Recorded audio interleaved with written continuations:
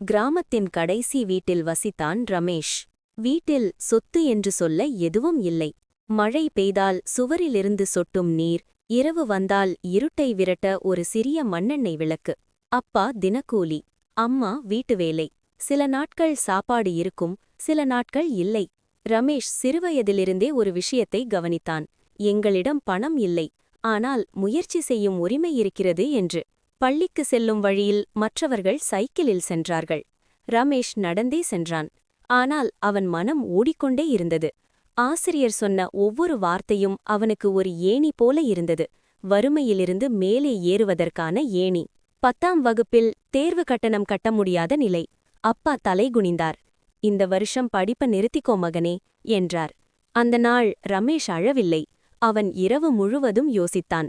அடுத்த நாள் காலையில் பால் பாக்கெட்டுகள் விநியோகம் செய்ய ஆரம்பித்தான். காலை 4 மணிக்கு எழுந்து வேலை, 9 மணிக்கு பள்ளி. களைப்பு இருந்தது, ஆனால் கைவிடும் எண்ணம் இல்லை. தேர்வு கட்டணத்தை தானே கட்டினான். ஆண்டுகள் கடந்தன. இன்று அதே கிராமத்தில் ஒரு சிறிய பயிற்சி மையம். பெயர் முயற்சி. அதன் நிறுவனர் ரமேஷ். அதே பசியை, அதே அவமானத்தை அனுபவிக்கும் குழந்தைகளுக்கு அவர் சொல்வது ஒன்றே: வறுமை உன் நிலை, அது உன் அடையாளமல்ல.